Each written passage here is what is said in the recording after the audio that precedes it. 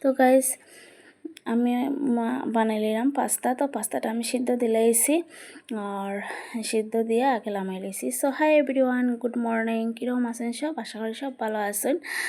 আর তখন রসনি সব রেডি হইলা, কাঁচামরিচ খাড়ছে, একটু রসুন খাড়ছে, পেঁয়াজ খাড়ছে আর টমেটো খাড়ছে।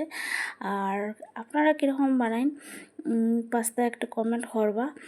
তো রসনি হয় একদিন থেকে রসনি খড় পাস্তা করে দেওয়া লাগে, আমি মানে সময় করতে পারলাম না আর দিলাম না। তো তারপরে কড়াই বয়ে দিছি, তো দিলাইছি তেল, আর তেল গরম হয়ে গেছে দিলাইছি এখন একটু জিরা।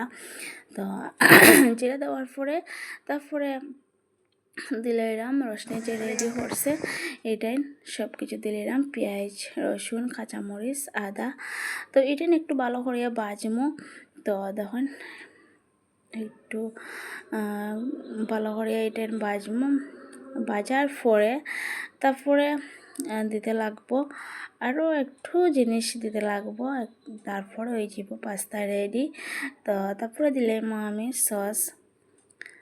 তখন একটু ভালো করে ভাজা না হইলেও কীরকম কাঁচা কাঁচা গন্ধ করবো পেঁয়াজের। তো তারপরে আমি দিলে এসে একটু সস।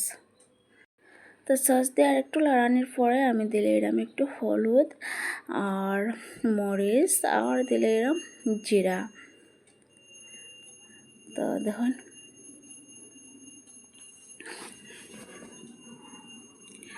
তো এখন দিলে এরম স্বাদ মতো লবণ, আর এখন দিলে আমি পাস্তা।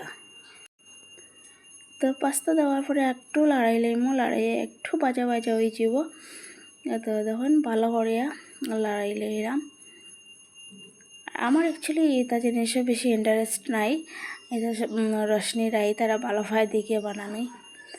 তো তারপরে দিলে এরাম পাস্তা সিদ্ধ দিছিলাম জল।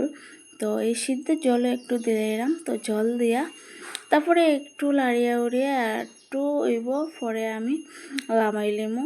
তো দেখুন লাস্টে একটা জিনিস দিব আমি। আর আমার ভিডিও ভালো লাগলে প্লিজ লাইক কমেন্ট শেয়ার করবা, আর আমার ইউটিউব চ্যানেল সাবস্ক্রাইব করবা, আর ফেসবুক পেজ ফলো করবা।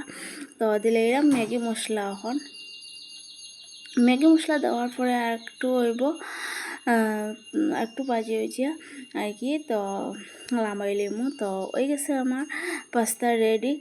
আর দেখুন রাই রসনিরে দিলেছি খাওয়ার, আর টেবলও কিন্তু তারা দেওয়ার ইচ্ছা হয় না, এত বড়ায়। তো দুটারে দিলেছি নিচে। তো আজকের ভিডিও দুটোকে থ্যাংক ইউ ফর ওয়াচিং।